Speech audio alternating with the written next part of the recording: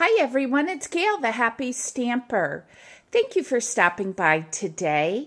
Today I'm doing a book review video for you. It's not going to be a craft video, but if you're a book lover like I am, join me in my little nook. I'm up here in my loft. I did this once before, but this is an antique desk, just with some children's things that I have from when I was little and when my mom was little, and it just lends itself for the perfect place. So come along. These are just my opinions of what are some of my favorite books that I have read, and I'm going to give you my top 10. All right, so here we go. I'm going to start with number 10, and this is called Shadow of the Wind. And this is by Carlos Zafón, Z-A-F-O-N. Loved this book. Gosh, it's kind of a thick one. Let me see. I started, you know what I started doing, because I read a lot? Oh, I didn't do it on this one. Shoot. I started writing in the front of my books, like 4 stars, 3 stars, the whole thing like that, so I can remember. But this is really, it's got it all. It's scary, it's erotic, it's touching, it's tragic, it's thrilling. Great book. This is my number 10, Shadow of the Wind. Okay, my number 9. This was a good one too. I really enjoyed this. This is called Ines of My Soul. The title's down here. Ines of My Soul. This is by Isabel Allende, if I'm pronouncing it correctly. This was really a good book too, and I just could not get the vision of this woman out of my head, because I just envisioned that is what it was all about. But it's really interesting because this takes place, you know, back in the beginning of the Americas, and she was a seamstress, and she falls in love with a war hero, and it's really interesting and takes so many twists and turns. So that's my number 9. My number 8 book, and it's a little curled, I didn't do it on that one either, was 3 Cups of Tea. I'm sure probably a lot of people have read this, but this was really, I ran so many emotions with this. You know, it's an uplifting story, but I really enjoyed 3 Cups of Tea, and I'm sure many of you have already read this. This has been out for a while, but I enjoyed that tremendously. Let's see, that's 10, 9, 8. This is number 10, 9, 8. Number 10. This is 7. This is called Looking for a Love Story by Louise Schaefer. This I really liked. I'm a huge dog lover, so if you're an animal lover, this is right up your alley. This was one that a girlfriend of mine gave to me last year for Valentine's Day, and I really, really enjoyed it. Like I say, if you're a dog lover, you will enjoy it. It's a good, lighthearted, not too deep kind of a book. So that is my number 7 slot, Looking for a Love Story by Louise Schaefer. Number 6, this one I really enjoyed a lot, The Friday Night Knitting Club. This is by Kate Jacobs. This is a really good book if you're a girly girl and you have girlfriends that you bond with and get together, if you're a knitter.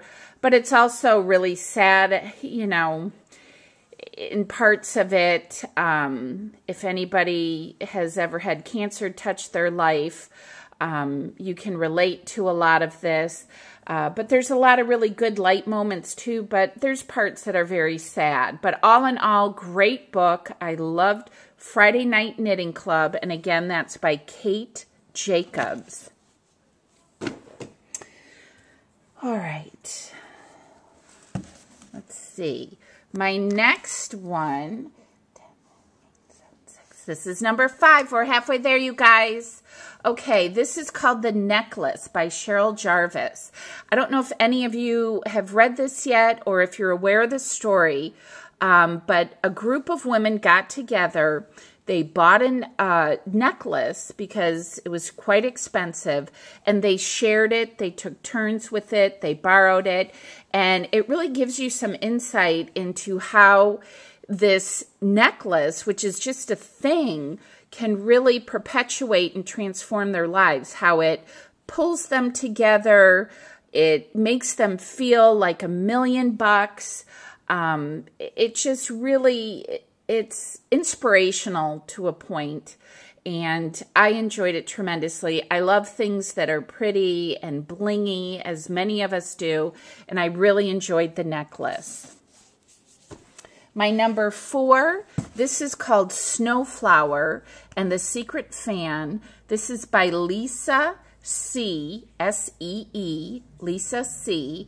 And this was really good. And this was very touching, too. This is a story about 2 girls that are very close friends, and just the whole passage of growing up in the culture and the bonding of feet and things of that nature. But Snowflower and the Secret Fan was really a terrific book, so I highly recommend that.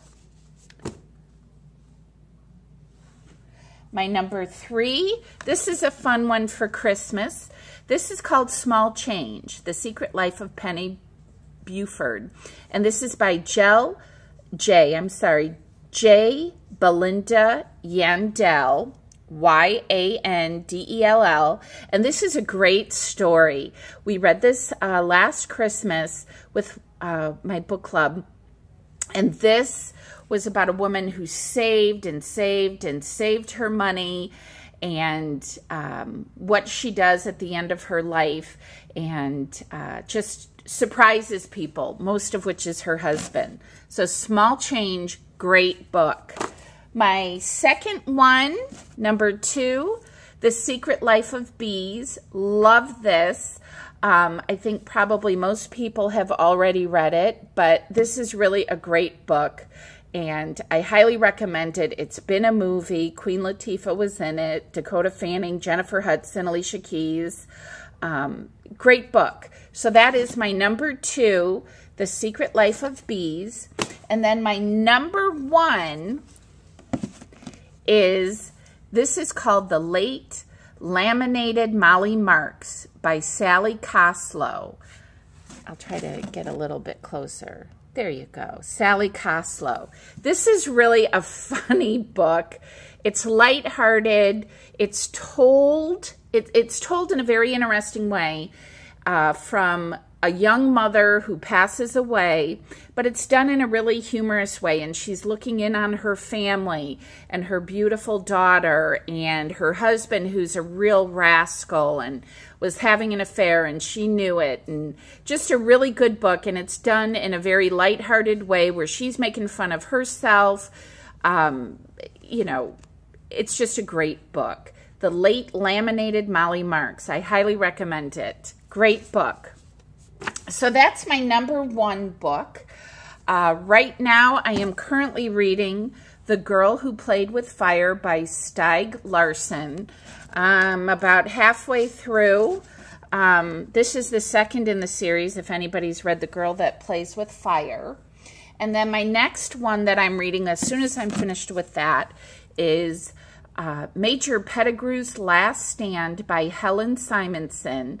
This I've heard is very, very good. You wouldn't know that from the title, but I'm told it's very much along the lines of how I was raised, you know, that kind of a thing. So this is going to be my next read. And then I thought I would just throw one more in here for a good Christmas book, because I'm running out of time.